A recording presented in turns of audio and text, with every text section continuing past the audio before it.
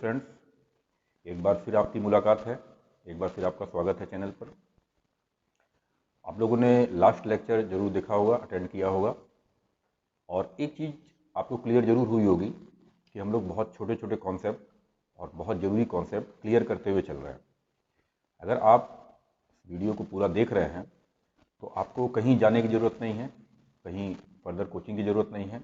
आप वीडियो देखते रहिए, सवालों को मैं खुद उस पर सॉल्व कर रहा हूँ, और जब पूरा लेक्चर ख़त्म हो जाएगा तो एक बार हम लोग ओवरऑल जितने भी कंपटीशन में सवाल आए हुए हैं जो कि वीडियो में नहीं है उसको भी सॉल्व किया जाएगा। तो कुल मिलाकर मेरा टारगेट यही है कि आप कम से कम मेहनत में जल्दी से जल्दी सेलेक्ट हों। आगे मैं आपको ये बता दूं कि आज हम लोग गॉस लॉ के ऊपर चर्चा करने वाले हैं। गॉस लॉ क्या है, कहाँ यूज़ होता है, क्या इसके कॉन्सेप्ट्स हैं, फंडामेंटल्स क्या क्या हैं। आगे मैं आपको बता दूं कि हम लोगों का टेलीग्राम लिंक भी नीचे दिया हुआ है। वीडियो के बारे में, फर्दर इन्फॉर्मेशन के बारे में आप वहाँ से भी इन्फॉर्मेशन ले सकते हैं, जानकारी ले सकते हैं। आगे इसी इंट्रोडक्शन के संदर्भ में मैं आपको बताना चाहूँगा कि इलेक्ट्रोस्टैटिक्स में कूलॉम्स लॉ आपने देखा। कूलॉम्स लॉ जो है वो कैसे प्रूफ हुआ था, मैंने आपको बताया। वो एक्सपेरिमेंटल स्ट्रेटजी थी कूलॉम साहब की। कूलॉम साहब ने टॉर्सनल बैलेंस पे चार्ज लगाया था, उस पर फोर्स देखा था और इन्वर्स स्क्वायर रूल को लगभग प्रूफ किया था। बाद में वो कॉन्सेप्ट साबित भी हुआ। लेकिन गॉस जो थे, गॉस एक चाइल्ड प्रोडिगी थे, मतलब विलक्षण प्रतिभा के धनी। छोटी उम्र में ही उनके पिताजी ईंट के भट्टे पे काम किया करते थे, और जो अच्छी ईंटें होती हैं उनमें से खराब ईंटों को निकाला करते थे। 3 साल की उम्र में ही गॉस साहब ने उनके कैलकुलेशन में कोई एरर ढूंढी थी। 5-6 साल की उम्र तक आते आते सीरीज वगैरह की प्रॉब्लम्स, मैथमेटिकल सीरीज की प्रॉब्लम ये सॉल्व करने लगे थे। उसके बाद इनकी प्रतिभा को देखते हुए वहाँ के मेयर ने इनको आगे पढ़ाने के लिए हेल्प किया था। आगे इन्होंने बहुत क्षेत्रों में, बहुत फील्ड में इन्होंने अपना योगदान दिया। उसमें से एक गॉस लॉ है जो हम लोगों के सिलेबस में है, हम लोग उसकी स्टडी करेंगे। गॉस लॉ कूलॉम्स लॉ से ज़्यादा फंडामेंटल है, ज़्यादा जरूरी है, ज़्यादा ऑब्वियस है। कूलॉम्स लॉ एक्सपेरिमेंटल था। कूलॉम्स लॉ की अपनी लिमिटेशंस थी। क्या लिमिटेशंस थी? कूलॉम्स लॉ पॉइंट्स चार्ज के लिए एप्लीकेबल है। जो आप 1/4πε0 Q1 Q2/r² जो लगाते हैं फार्मूला, इसके लिए 2 कंडीशंस हैं। पहली चीज़ तो ये कि ये पॉइंट्स चार्ज के लिए ही लागू होगा। नंबर 2, इलेक्ट्रोस्टैटिक्स कंडीशन होनी चाहिए, यानी कि चार्ज मूव नहीं करना चाहिए। तीसरी कंडीशन कि ऐसा ना हो कि आपका जो 2 चार्जेस या 2 पॉइंट चार्जेस के बीच की डिस्टेंस है वो न्यूक्लियस के साइज की रेंज के अंदर चला जाए, यानी कि आपके दोनों के चार्जेस के बीच की जो डिस्टेंस है वो 10⁻⁻14-15 के रेंज से कम नहीं होनी चाहिए। लेकिन गॉस के साथ ऐसा नहीं है। गॉस लॉ पॉइंट चार्ज हो चाहे ना हो, मूव कर रहा हो चाहे ना कर रहा हो, एक्सेलरेट हो रहा हो चाहे ना एक्सेलरेट हो रहा हो, ये हर जगह लागू होता है।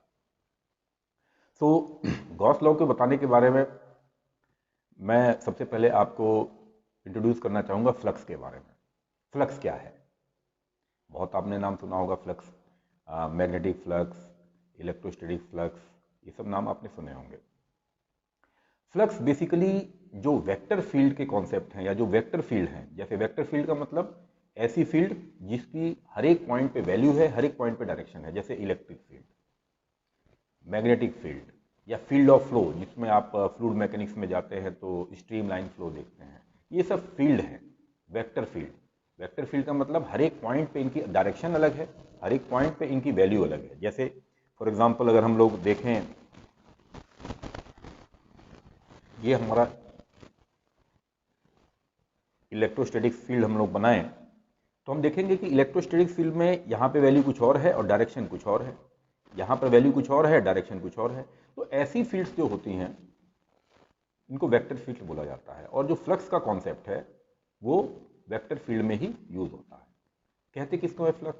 फ्लक्स एक मेजरमेंट है कि किसी एक सरफेस पर कितनी लाइंस या स्ट्रीम लाइंस या फील्ड लाइन, कितनी लाइंस हिट कर रही हैं, इसका एक मेजरमेंट है, इसका एक माप है कि कितनी फील्ड लाइन उसको क्रॉस कर रही है।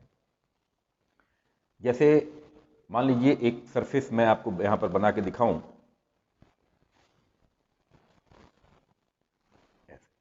ये आपका एक सरफेस है और सपोज करिए इलेक्ट्रिक फील्ड लाइन ऐसे गुजर रही है।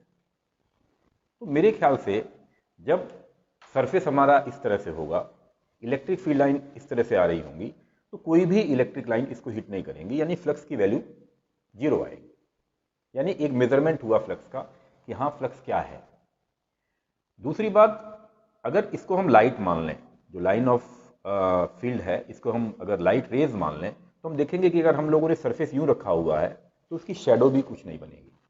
इसका मतलब फ्लक्स जो है एक शेडो के बारे में भी जानकारी देता है कि हाँ उस फील्ड के द्वारा या उस फील्ड के कारण कितनी शेडो आपकी बनने वाली है। यानी मोटे तौर पे आप कह सकते हैं कि किसी एक सरफेस पे कितनी लाइनें हिट कर रही हैं। मान लीजिए इलेक्ट्रिक फील्ड आ रही है और 4 इलेक्ट्रिक फील्ड आई हैं, तो चारों की चारों हिट कर गई, फ्लक्स ज़्यादा है। दो अगर ऐसे सरफेस कर दिया तो 2 ही हिट करेंगी, 4 नीचे से निकल जाएंगे, 2 नीचे से निकल जाएंगे, तो यहाँ पर आपका फ्लक्स कम हो जाएगा। तो इस तरह से हम देखते हैं कि किसी भी सरफेस पर कितनी लाइनें हिट कर रही हैं, कितनी लाइनें क्रॉस कर रही हैं उसको, ये एक मेजरमेंट है फ्लक्स का। मैथमेटिकली हम लोग कैसे इसको रिप्रेजेंट करेंगे ये भी देखना बहुत जरूरी है। तो मैथमेटिकली हम लोग फ्लक्स को डिफाइन करते हैं, phi is equal to E dot D S, इसका इंटीग्रल। ये हमारा फ्लक्स की वैल्यू होती है। अगर ई है तो इलेक्ट्रिक फ्लक्स, अगर यहाँ पे मैग्नेटिक फील्ड लिया जाएगा तो मैग्नेटिक फ्लक्स। हाँ, ग्रेविटी में अगर चलेंगे हम लोग तो ग्रेविटेशनल फील्ड, अगर फ्लूइड में चलेंगे तो फ्लूइड का फील्ड या स्ट्रीमलाइन। तो इस तरीके से हम देखते हैं कि फ्लक्स की वैल्यू होती है ई डॉट डी एस। अच्छा, और इसी नोटेशन में अगर इंटीग्रेशन के ऊपर इस तरीके से निशान लग जाए तो ये हो जाता है flux through a close surface. Flux through a close surface, तो ये तो फ्लक्स की वैल्यू हो गई या फ्लक्स का नोटेशन हो गया। गॉस साहब ने कौन सा नियम दिया था इसको हम लोग देखेंगे। उन्होंने नियम ये दिया था कि किसी भी क्लोज सरफेस से पास होने वाला जो भी फ्लक्स है उसकी value Q upon epsilon not होती है, और जहां Q जो है उस क्लोज सरफेस के अंदर बंद होने वाला चार्ज है। इसको प्रूफ भी करेंगे, देखेंगे इसका प्रूफ कैसे होता है। सबसे पहले ये ट्रेडिशन है कि एक पॉइंट चार्ज लेके उसी से प्रूफ करना, तो उसी से किया जाता है। आपने एक पॉइंट चार्ज ले लिया, ये पॉइंट चार्ज प्लस चार्ज का है, इसके अराउंड फील्ड जा रही होगी, आपको पता ही है फील्ड हर तरफ होगी।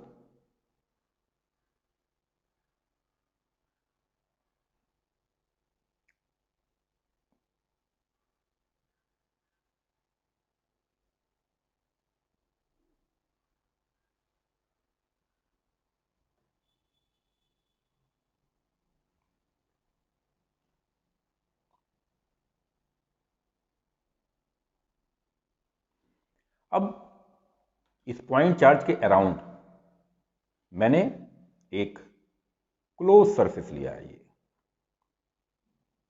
क्लोज सरफेस, ये आपको 2 डायमेंशनल में भले लग रहा हो लेकिन ये 3 डायमेंशनल क्लोज सरफेस है, और मैं इस सरफेस के थ्रू फ्लक्स कैलकुलेट करना चाहता हूं। तो मैं सबसे पहले एक छोटा सा एरिया लूंगा, ये छोटा सा एरिया, इस एरिया की डायरेक्शन आउटवर्ड होगी, जैसे कि एरिया की डायरेक्शन हमेशा राइट हैंड रूल से या फिर आउटवर्ड लिया जाता है। इस पॉइंट पे इलेक्ट्रिक फील्ड की डायरेक्शन मेरी ये है, आप देख रहे हैं, और दोनों के बीच का जो एंगल है, सपोज करिए कोई ना कोई एंगल तो बनेगा ही बनेगा, वो थीटा है। मैं इस छोटे से एरिया पे, जो एरिया मैंने डैश करके दिखाया है आपको, इस पर मैं फ्लक्स कैलकुलेट करना चाहता हूं। तो ये फ्लक्स इसका क्या होगा, D phi is equal to यहां पे electric field dot D S, ये इसका फ्लक्स होगा। यहां पर चूंकि मैं पॉइंट चार्ज से और आर डिस्टेंस पे चल रहा हूं, पॉइंट चार्ज से आर डिस्टेंस पे इलेक्ट्रिक फील्ड की वैल्यू मुझे पता है। क्यों पता है? क्योंकि कूलॉम्स का नियम मुझे मालूम है। तो मैंने ई की जगह रख दिया 1/4 pi epsilon nought Q by R square, और साथ में आर यूनिट वेक्टर भी, क्योंकि इलेक्ट्रिक फील्ड आपको पता है वेक्टर क्वांटिटी है, तो हमको डायरेक्शन भी देना पड़ेगा, तो हमने डायरेक्शन दे दिया। ये आर की डायरेक्शन हो गई और ये एरिया की डायरेक्शन हो गई या फिर डीएस की डायरेक्शन हो गई। डॉट की जगह डॉट और डीएस की जगह डीएस। इसके बाद छोटा सा एक कॉन्सेप्ट अगर आपको मालूम है तो अच्छी बात है, नहीं मालूम है तो मैं यही इंट्रोड्यूस करूंगा सॉलिड एंगल के बारे में। एंगल दो तरीके के होते हैं। अगर दो लाइनें हैं उनके बीच में अगर आप देखें तो प्लेन एंगल होता है, जिसको हम लोग आर्क बाय रेडियस से निकालते हैं, या फिर एक सर्किल में प्लेन एंगल जो है फुल वैल्यू उसकी 2 पाई लेते हैं, यूनिट उसकी रेडियन होती है। ये तो 8th क्लास में ही आपको सिखा दिया जाता है। एक सॉलिड एंगल भी होता है, यानी ये इस तरीके से अगर लाइनें गुजर रही हैं तो ये एंगल जो है वो सॉलिड एंगल है। या कोन है अगर आपके पास, तो कोन के कॉर्नर पे या पीक पे बनने वाला एंगल सॉलिड एंगल है। और सॉलिड एंगल जो होता है उसका यूनिट स्टेरेडियन है और उसकी वैल्यू होती है एरिया अपॉन आर स्क्वायर।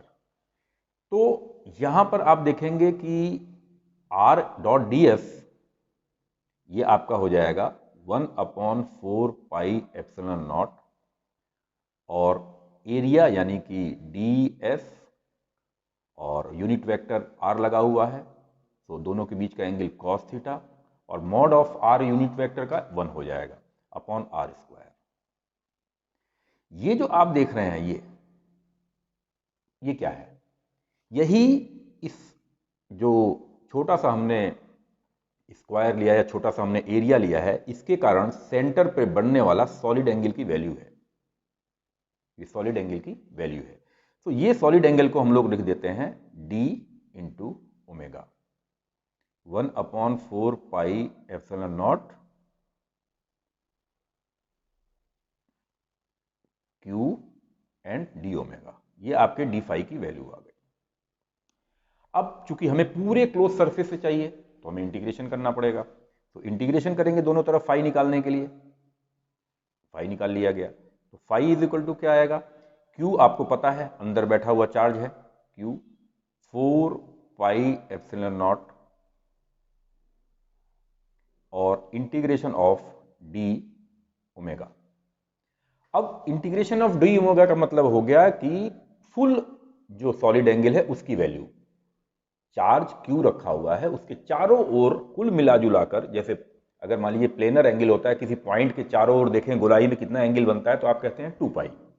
लेकिन अगर एक पॉइंट है और उसके 3 डायमेंशन चारों ओर देखा जाए और सॉलिड एंगल की बात की जाए तो फुल सॉलिड एंगल होता है 4 पाई। तो इसकी वैल्यू हम लोग रख सकते हैं 4 पाई इंटीग्रेट करने के बाद। तो आपके पास फाई इज इक्वल टू आ जाएगा Q upon 4 pi epsilon nought, और यहाँ पे आ जाएगा 4 पाई। इस 4 पाई से ये 4 पाई कैंसिल हो जाएगा, यानी आपने जो फ्लक्स की वैल्यू निकाली है वो निकाली है क्यू अपॉन एप्सिलॉन नॉट, और यही फ्लक्स की वैल्यू आई है और यही आपका गॉस लॉ है।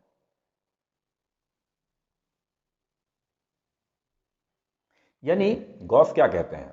गॉस कहते हैं कि किसी भी पॉइंट चार्ज या असेंबली ऑफ चार्ज हो, उसके अराउंड अगर कोई भी क्लोज सरफेस ले लिया जाए, स्फेरिकल ले लिया जाए, बैलून शेप ले लिया जाए, मटका ले लिया जाए, पिचर ले लिया जाए, कोन ले लिया जाए, क्यूब ले लिया जाए, कोई भी सरफेस ले लिया जाए, लेकिन वो क्लोज होना चाहिए। और उस क्लोज सरफेस के थ्रू अगर हम पूरा फ्लक्स कैलकुलेट करेंगे तो हमेशा क्यू अपॉन एप्सिलॉन नॉट आना चाहिए। ये बहुत ही फंडामेंटल लॉ है, ये नेचर का बहुत ही फंडामेंटल लॉ है और बहुत ही ज़्यादा यूजफुल है और बहुत ही ज़्यादा एक्यूरेट है। इतना एक्यूरेट कूलाम लॉ नहीं है जितना एक्यूरेट ये है, क्योंकि कूलाम लॉ की मैंने पहले ही बताया कि लिमिटेशंस हैं। उन लिमिटेशंस के अंदर ही आप कूलाम लॉ को यूज़ करते हैं, लेकिन गॉस लॉ में ऐसा आप कुछ नहीं सोचते। गॉस लॉ में तुरंत आप कैलकुलेट कर लेते हैं।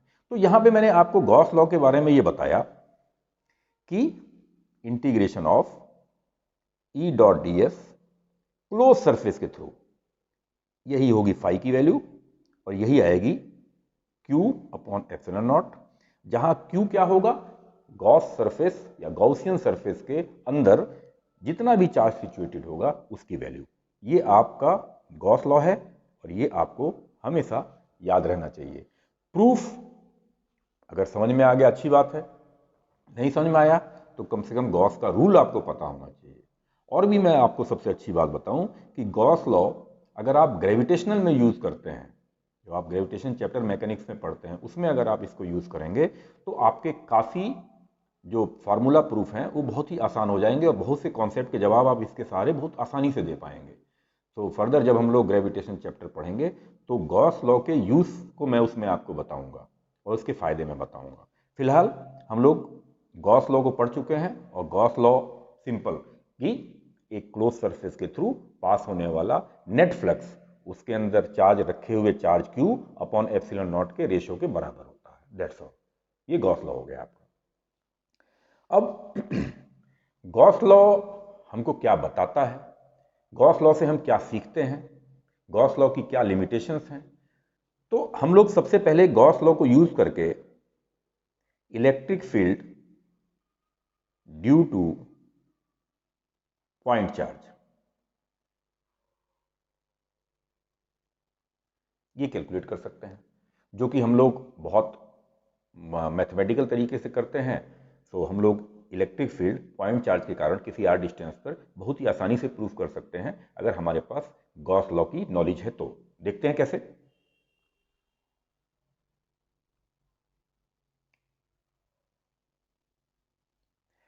आपके पास ये एक चार्ज है, इससे आर डिस्टेंस पे इस पॉइंट पे किसी भी तरफ चारों ओर आप इलेक्ट्रिक फील्ड की वैल्यू को कैलकुलेट करना चाहते हैं। कूलाम्स के बारे में आप नहीं जानते हैं, कूलाम्स को आप बिल्कुल यूज नहीं कर रहे हैं, गॉस लॉ से यूज कर रहे हैं। अब आप क्या करेंगे, आप गॉसियन सरफेस यूज करेंगे। गॉसियन सरफेस का मतलब हो गया इस पॉइंट के चारों ओर, क्योंकि आपको पता है गॉस रूल क्या है।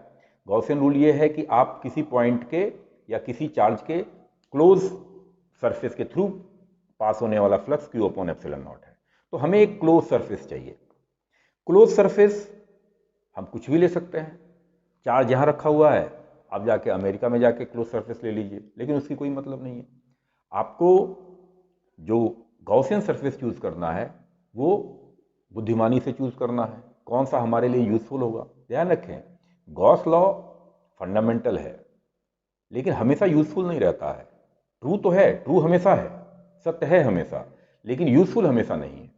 क्यों नहीं यूजफुल है मैं आपको बताऊंगा। मैं यहां पे पॉइंट चार्ज के लिए आपको बता दूं कि मैंने सबसे पहले यहां पर एक स्फेरिकल सरफेस ले लिया। गॉसियन सरफेस के फॉर्म में मैंने एक स्फेरिकल सरफेस यूज किया।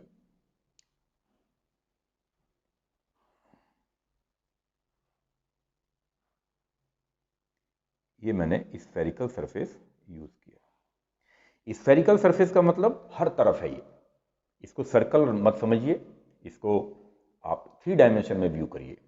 और इस गॉसियन सरफेस पे मैंने एक एरिया कैलकुलेट किया, एरिया एच किया यहां पर।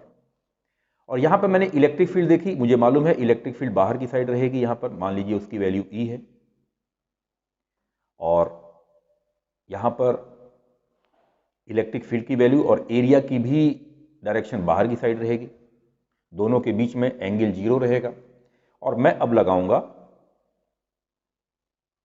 गॉसियन लॉ, यानी integration of E dot D S is equal to Q enclosed means की जो आपके गॉसियन सरफेस के अंदर रखा हुआ है अपॉन एप्सिलॉन नॉट। यहां पर ये लगाएंगे, एक छोटा सा सर्कल लगाएंगे तो ये एकदम क्लियर हो जाएगा कि आप जो बात कर रहे हैं फ्लक्स कैलकुलेट करने की वो क्लोज सरफेस के थ्रू कर रहे हैं। अब आपने क्या देखा, ई ये इलेक्ट्रिक फील्ड की वैल्यू है जो कि हर जगह कांस्टेंट है। यहां पे भी इलेक्ट्रिक फील्ड का मैग्नीट्यूड कांस्टेंट है क्योंकि ये भी आर डिस्टेंस पे ही है। तो यहां पे भी आप देखेंगे आर डिस्टेंस पे जो भी इलेक्ट्रिक फील्ड होगा वो मैग्नीट्यूड में कांस्टेंट रहेगा। यहां पे भी आप देखेंगे आर डिस्टेंस पे जो भी इलेक्ट्रिक फील्ड रहेगा वो मैग्नीट्यूड में कांस्टेंट रहेगा, भले डायरेक्शन में अलग हो जाए। तो हम यहां देखें ई डॉट डी एस, तो आप देखेंगे ई की वैल्यू क्या हो जाएगी, हमें निकालना है डी एस। डी एस है आपका एरिया और डॉट प्रोडक्ट है इसलिए कॉस थीटा लगेगा। Cos zero. कॉस जीरो कितना लगेगा? 1। क्यों? क्योंकि इलेक्ट्रिक फील्ड और एरिया के बीच में एंगल आपने कितना रखा है? 0 is equal to Q upon epsilon nought. अब आपको पता है इंटीग्रेशन भी हमको करना है। इंटीग्रेशन, चूंकि ई इस समय कांस्टेंट है मैग्नीट्यूड में, ई की वैल्यू इंटीग्रेशन के बाहर ले ली जाएगी। क्यों? क्योंकि ये कांस्टेंट है। अगर ई की वैल्यू कांस्टेंट नहीं होती तो आप कैलकुलेट नहीं कर सकते थे इंटीग्रेशन को। तो ई आपने बाहर ले लिया, अंदर क्या बचा आपका? ds और इंटीग्रेशन, और cos जीरो की वैल्यू आपको पता है 1 है, is equal to Q upon epsilon not आ गया। यहां पे आप देखेंगे integration of small area on the whole sphere of radius r, यानी r रेडियस के स्फीयर का पूरा इंटीग्रेशन, यानी पूरे एरिया की वैल्यू आ जाएगी। तो e और पूरे स्फीयर का जो एरिया है वो आपका 4 पाई r स्क्वायर है, is equal to Q upon epsilon nought. अब e की वैल्यू आपकी कितनी आ जाएगी? 1 upon 4 pi epsilon nought Q by r square. तो ये आपने देखा कि किस तरीके से आपने गॉसियन लॉ का यूज करके, गॉस लॉ का यूज करके आपने पॉइंट चार्ज के कारण r डिस्टेंस पे इलेक्ट्रिक फील्ड को कैलकुलेट कर लिया। हाँ, मैं एक चीज और आपको यहीं पे बता देना चाहूंगा कि मान लीजिए आपने पॉइंट चार्ज तो लिया था और इसके किनारे आपने जो सरफेस चूज किया था, जो गॉसियन सरफेस चूज किया था, वो स्फीयर लिया था। आप सपोज करिए स्फीयर की जगह ना लेके आप इसकी जगह एक बैलून शेप ले लेते या कोई और बेतरतीब टाइप का अगर शेप ले लेते, मान लीजिए हम इस तरीके का शेप ले लें ये, और हमारा चार्ज अंदर रखा हुआ है, ये चार्ज है। तो अभी मैं आपसे पूछूंगा कि अगर मान लीजिए ये क्यू चार्ज रखा हुआ है अंदर, और क्या अभी भी integration of E dot D S ये क्यू अपॉन एप्सिलॉन नॉट है? क्या ये सत्य है? क्या ये सही है? तो आप कहेंगे बिल्कुल सही है। लेकिन इसको आप फर्दर सॉल्व नहीं कर पाएंगे। क्यों नहीं सॉल्व कर पाएंगे? क्योंकि जब हमने स्फेरिकल सरफेस लिया था तो उससे r डिस्टेंस पे इलेक्ट्रिक फील्ड हर जगह कांस्टेंट थी। लेकिन यहां पर आप देखेंगे, इस पॉइंट पे अगर देखेंगे आप, तो इलेक्ट्रिक फील्ड की वैल्यू कुछ और आएगी, यानी कम आएगी क्योंकि ये चार्ज से ज़्यादा दूर पे है। यहां देखेंगे तो इलेक्ट्रिक फील्ड की वैल्यू ज़्यादा आएगी क्योंकि ये चार्ज से नज़दीक है। इस पॉइंट पर देखेंगे तो इलेक्ट्रिक फील्ड की वैल्यू कुछ और वैल्यू रखे हुए आएगी। तो अब ये जो यहाँ पे आपने integration of E dot D S में इलेक्ट्रिक फील्ड ई रखा है, ये अब कांस्टेंट नहीं है। इस सरफेस पर जो गॉसियन सरफेस आपने चूज किया है, इस पर ये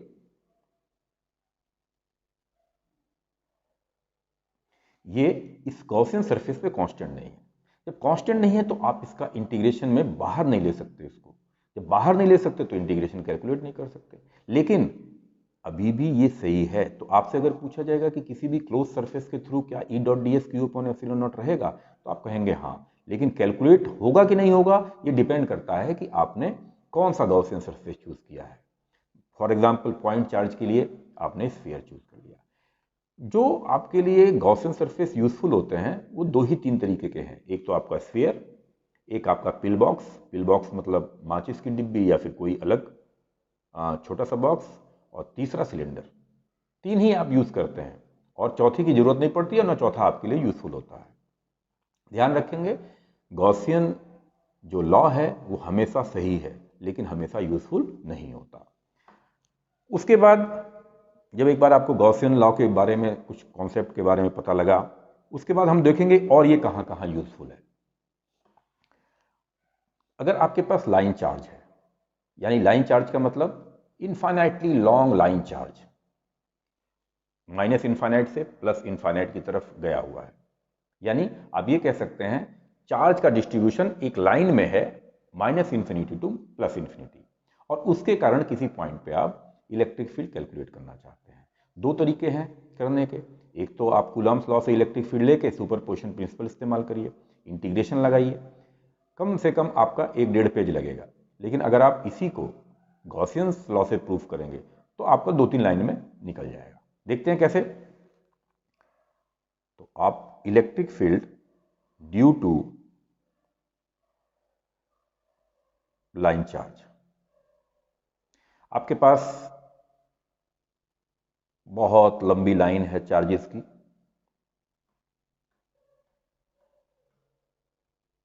बहुत लंबी लाइन, इन्फिनिटी टू इन्फिनिटी ये गुजर रही है।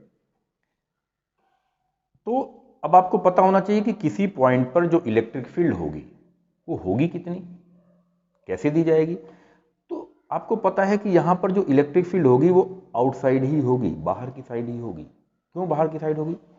क्योंकि अगर हम यहां पर इस पोजीशन पे अगर कोई एलिमेंट ले लें चार्ज का और उसके कारण देखें कि इस पॉइंट पर कितना इलेक्ट्रिक फील्ड आ रहा होगा या किस डायरेक्शन में आ रहा होगा, तो उसकी डायरेक्शन इधर होगी। ठीक वैसा ही एक चार्ज इधर भी बैठा होगा, उसके कारण इलेक्ट्रिक फील्ड की वैल्यू इधर आ रही होगी, और net electric field vector sum लेने के बाद राइट डायरेक्शन में आ रही होगी। तो इससे तो एक चीज कंफर्म हो गई कि लाइन चार्ज के कारण जो इलेक्ट्रिक फील्ड की वैल्यू होगी वो रेडियली आउटवर्ड होगी। तो एक चीज हमको पता है, क्योंकि अगर ये नहीं पता है तो हम गॉसियन लॉ यूज कैसे करेंगे। तो गॉसियन लॉ के लिए ये हो गया कि इलेक्ट्रिक फील्ड आपने बाहर की साइड ले ली, ये आपने यहां पर शो कर दिया कि इलेक्ट्रिक फील्ड बाहर की साइड होगी। अब दूसरा प्रोसेस या दूसरा पॉइंट ये है कि आप एक गॉसियन सरफेस चूज करेंगे। गॉसियन सरफेस जो चूज करेंगे वो मैं अभी भी बता दूं आपको, किसी भी शेप का आप चूज कर सकते हैं, स्फेरिकल, सिलेंड्रिकल, पिल बॉक्स, कोन, क्यूब, जो मर्जी आए वो यूज करिए, लेकिन यूजफुल तो नहीं होगा ना आपको। क्योंकि गॉसियन लॉ को यूजफुल तरीके से यूज करना है, तो यहां पर जो आपका गॉसियन सरफेस होगा वो एक सिलेंड्रिकल फॉर्म में होगा, यानी आपने एक सिलेंड्रिकल फॉर्म में गॉसियन सरफेस चूज कर लिया। ये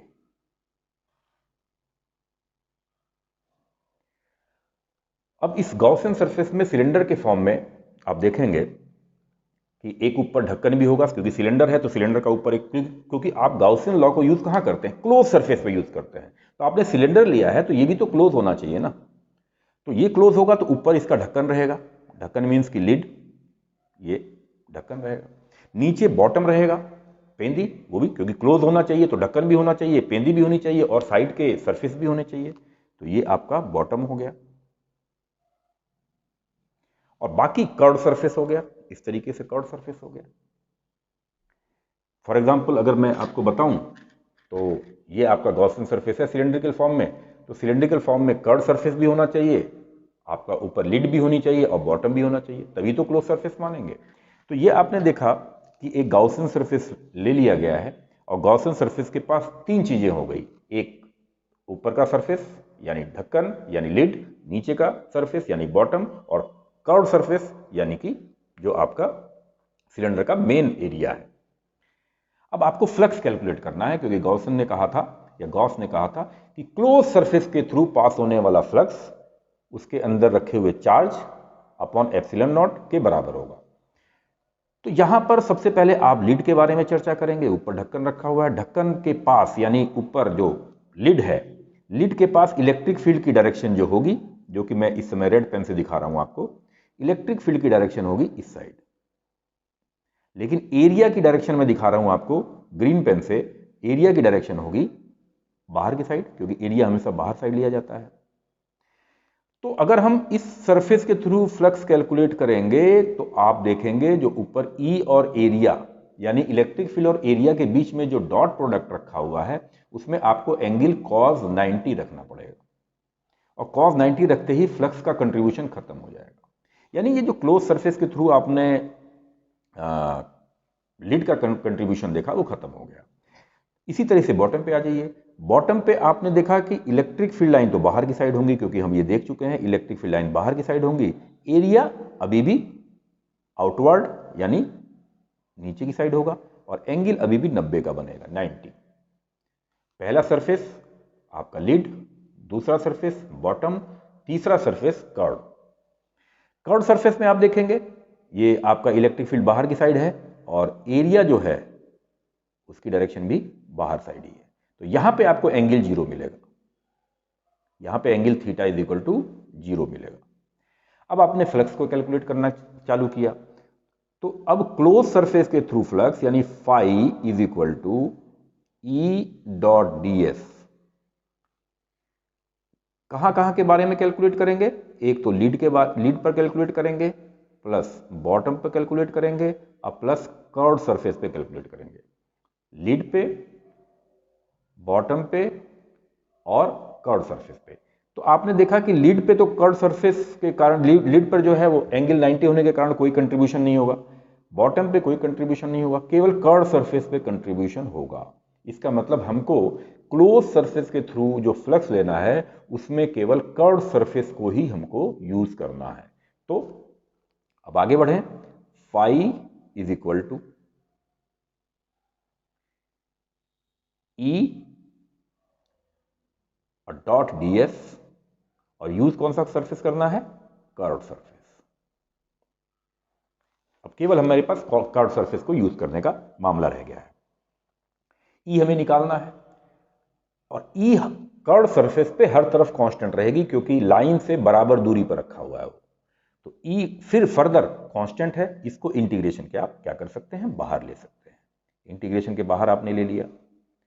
अब आपका इंटीग्रेशन आसान हो जाएगा। अब केवल आपको इंटीग्रेशन करना है डीएस का, यानी केवल सरफेस का इंटीग्रेशन करना है। और अगर ई कांस्टेंट ना होता तो आपको इंटीग्रेशन करना पड़ता ई डॉट डीएस का।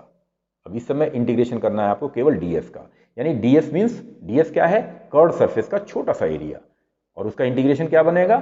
कर्व सरफेस का फुल एरिया। तो ये आपका हो जाएगा ई, और डीएस की वैल्यू हो जाएगी आपकी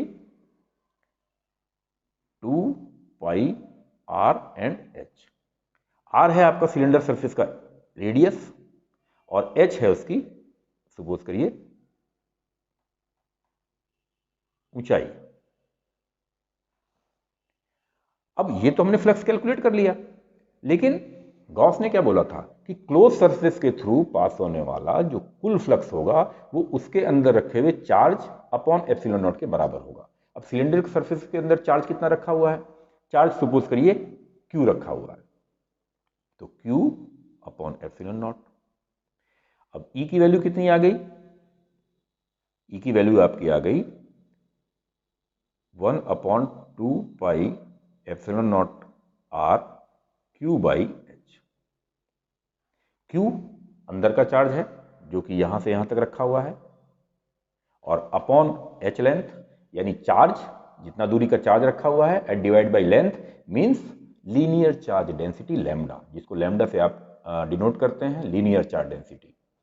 तो Q बाई एच जो हो गया वो लैम्डा हो गया, यानी E की वैल्यू जो आपकी आ गई 1/2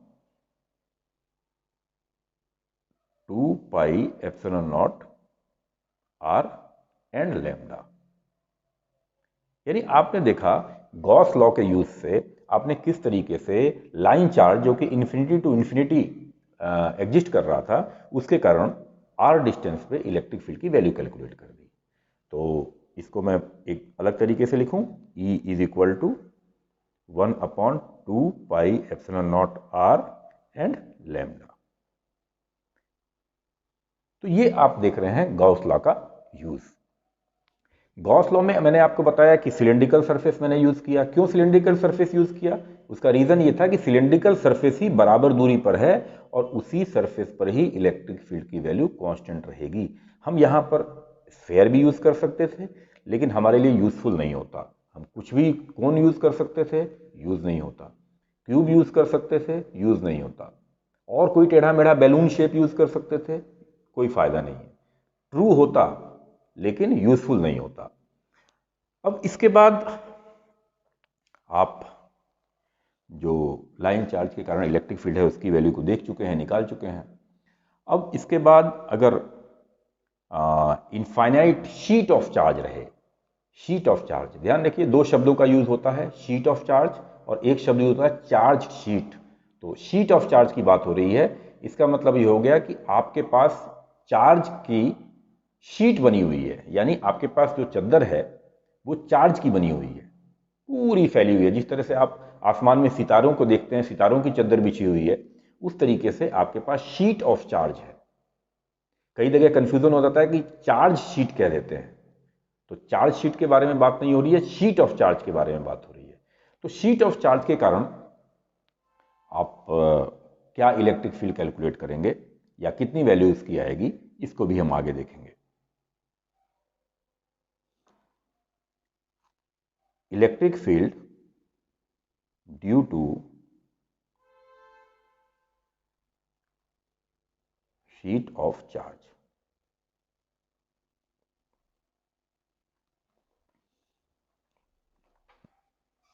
आपके पास शीट है,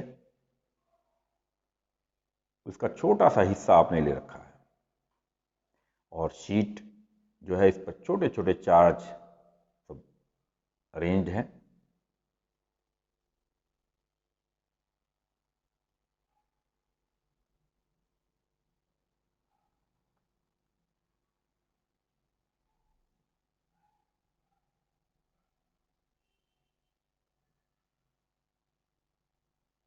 एक्सेट्रा।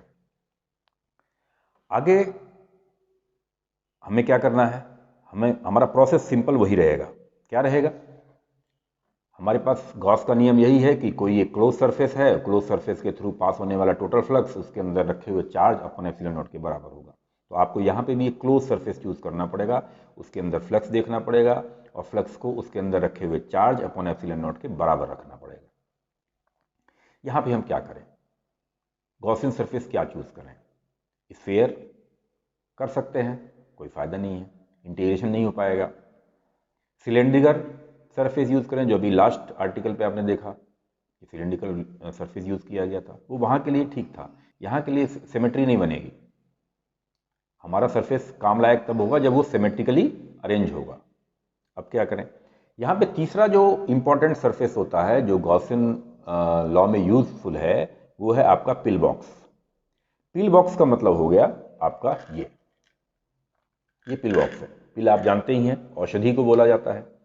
पिल बॉक्स ये शीट है, तो इस पिल बॉक्स को मैंने क्या किया है, बिल्कुल आधा बाहर आधा इधर, आधा इस साइड आधा इस साइड, इस तरीके से मैं इसको अरेंज करना चाहता हूं।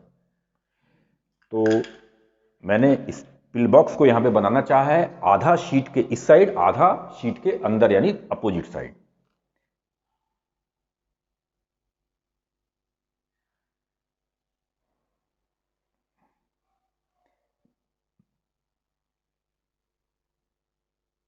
ये मेरा जो आपने हिमालयन की डिब्बी देखी है वही पिल बॉक्स है, यहां पे मैंने बना दिया है। ये आधा इस साइड दिखाई दे रहा है और आधा पीछे की साइड है, जिसको मैं डॉटेड से दिखा रहा हूं। ये जितना इस साइड आप देख रहे हैं उतना ही अपोजिट साइड भी है, और ये सिलिंड्रिकल सरफेस को कट कर रहा है। जो एरिया है बॉटम का या फिर सरफेस का, इसका एरिया ए है, पीछे वाले सरफेस का भी एरिया ए है। यहां पे आप देखेंगे कि फिर से जो इलेक्ट्रिक फील्ड है वो शीट के बाहर साइड पे है। सेम वही कॉन्सेप्ट जो पीछे आपने इस्तेमाल किया कि किसी भी पॉइंट पर आप इलेक्ट्रिक फील्ड देखेंगे तो उसमें एक उससे सेम डिस्टेंस पे कहीं भी चार्ज ले सकते हैं, और उसका नेट जो सुपरपोजिशन प्रिंसिपल से इलेक्ट्रिक फील्ड आएगी वो बाहर की साइड आएगी। तो इसका मतलब ये हो गया कि आपके इलेक्ट्रिक फील्ड यहाँ पे बाहर की साइड हो गई। एरिया भी यहाँ पे बाहर की साइड है, दोनों के बीच में एंगल कितना है, थीटा। थीटा कितना है, 0, दोनों पैरेलल हैं। अब आपने क्या किया, integration of E dot D S is equal to Q upon epsilon nought, इसका इस्तेमाल कर दिया। क्लोज सरफेस के थ्रू इंटीग्रेशन, क्लोज सरफेस आपका है पिल बॉक्स,